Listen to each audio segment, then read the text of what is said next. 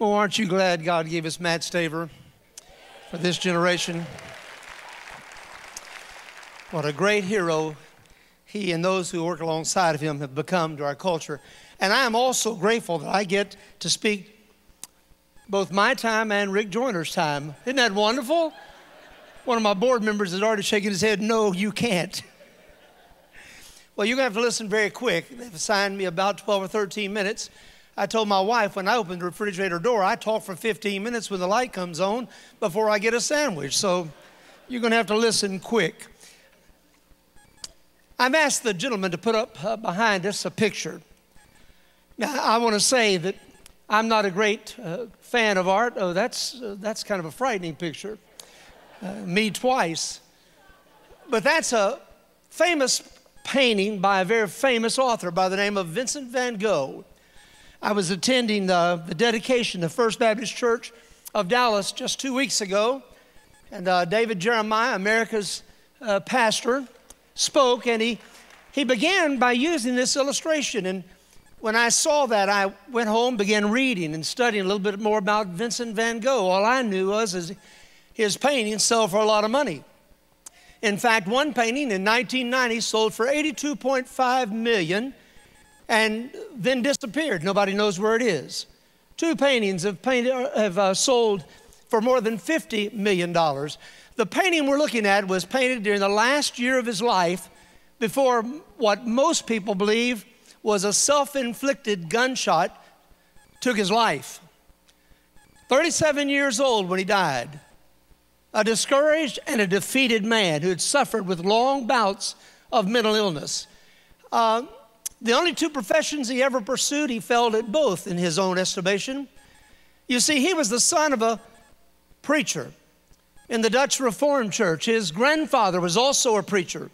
And so, having grown up in that very committed home, he too found a calling in his life. And after theological training, he received his first assignment among coal miners in Belgium. And once he got among those Belgian coal miners, among the poorest people on the earth, his heart began to break for his people. Soon he sold every possession that he had, including most of his own personal clothing, and moved in a hovel to live like coal miners lived. Well, a few months into a very successful ministry, a church that was growing, the hierarchy sent someone to check out the young preacher. And to their dismay, he wasn't living in the parsonage. He was living like a coal miner. When the report was given back to those who officiated the church, they said, "This is wrong. This is demeaning to the dignity of the clergy." And they fired the young preacher. Fired him because he took his gospel so serious. In despair, he picked up his second profession, and he failed at that too. He couldn't sell enough paintings to make a living. And at the age of 37, with a theological degree and a passion for Christ that never died, though he never went back to the organized church, he took his own life. I want you to look at the picture. He painted this in the last year of his life. It looks to be, this is impressionist art. It looks like a wavering church to me, but it's a very expensive piece of work. It's a church, and a very beautiful setting. But if you look closely, you see the road going to the church forks and goes not to the church, but around the church on either side. Because you see, if you look closer, there are no doors on that church. The people inside can't get out, and the people outside can't get in. One passerby, a pilgrim, if you will, finds that since she can't get what she needs in the church, she'll go around the church and look somewhere else. You can take the portrait down, but I want you to listen. If that's not an apropos picture to the church today, in its increasing irrelevance to this culture, I can't find one. Oh, it's not that the church, the true church, is not relevant. It's that the organized church is increasingly to this culture becoming irrelevant. You know, if you look at our dying culture, and that's what it is, we have what we have because of the decay of the church. You see, as the church goes, so goes the nation. Let me say that again. As the church goes, so goes the nation. But listen carefully. More importantly, as the pastor goes, so goes the church. So what we really have in America is not a church problem, but actually it's a preacher problem. And that's what I want to address today. Now, if you do that, I'm going to be angry because I'm going to defend my brothers. But you see, I are one. I am by no means talking about people like Bishop Harry Jackson. Harry Jackson didn't take time to tell you the pain he has suffered because as a conservative black American preacher standing up strong against sin in America's capital, he has been assassinated from both sides with verbal darts daily. Oh, there are the courageous remnant. But today's prophets are harder and harder to find.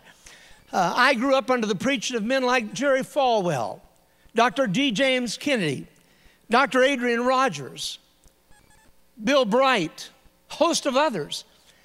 But one by one, these men have been called home to their reward. These were men who came up in a different time that because of the nature of television and radio were able to capture a national audience in a day when there were only 3 or 4 competing channels.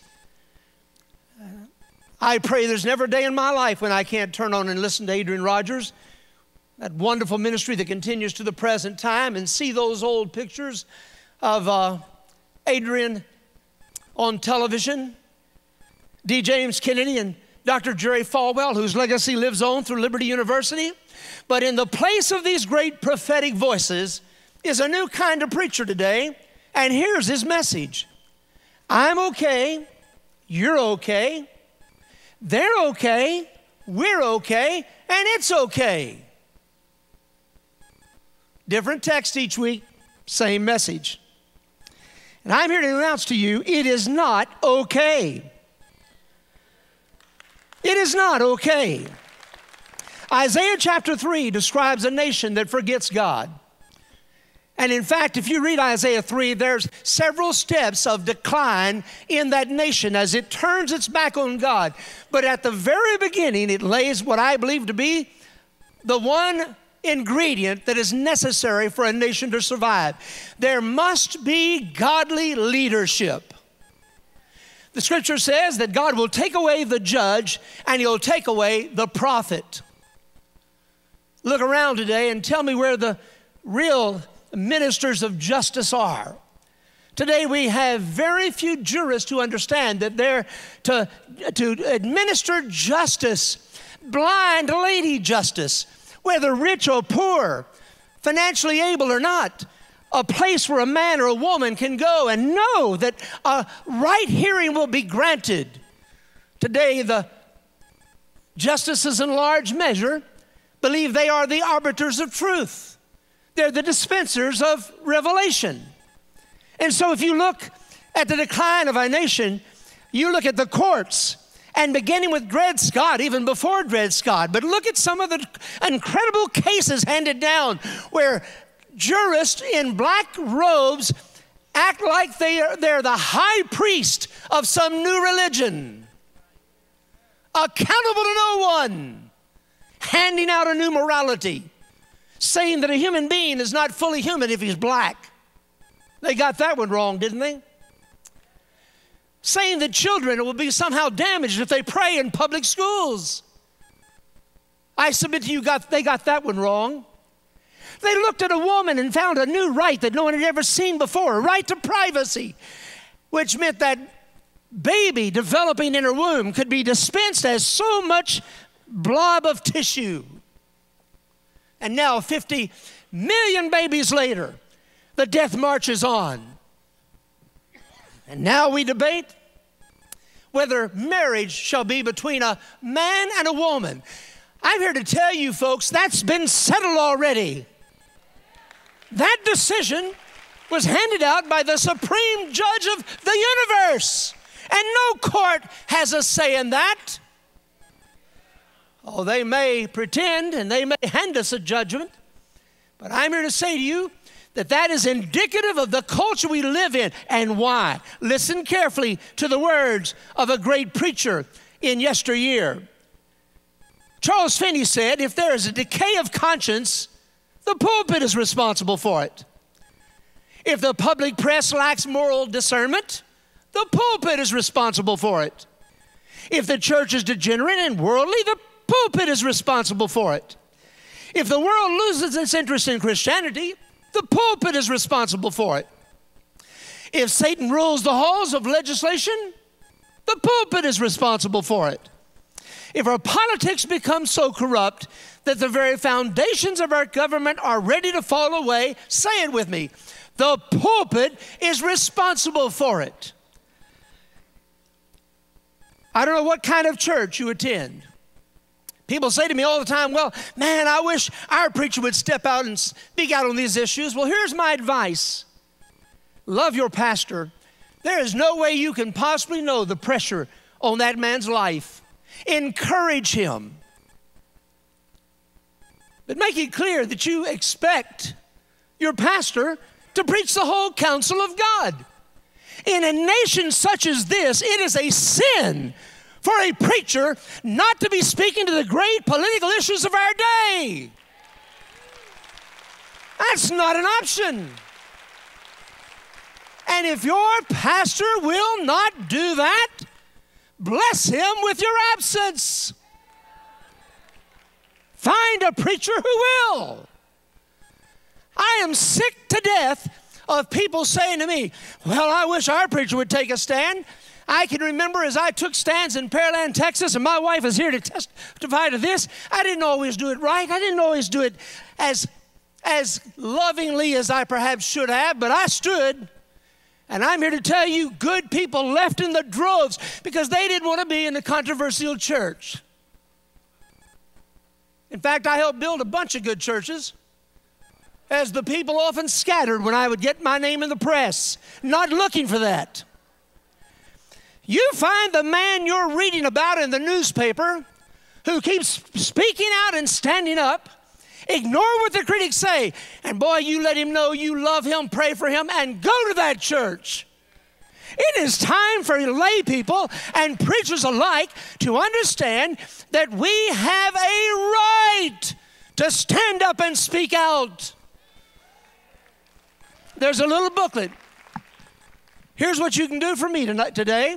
Go by that stand we have back there and buy that little $5 booklet. Read it and then give it to your pastor. It is a story about Paul and Silas and the great missionary journey to Philippi. If you read it, you'll find that Paul was not politically driven. He was after souls. Nor am I, nor should you be. What ought to make a Christian's heart beat is souls. He went there to preach Jesus. He was not politically driven.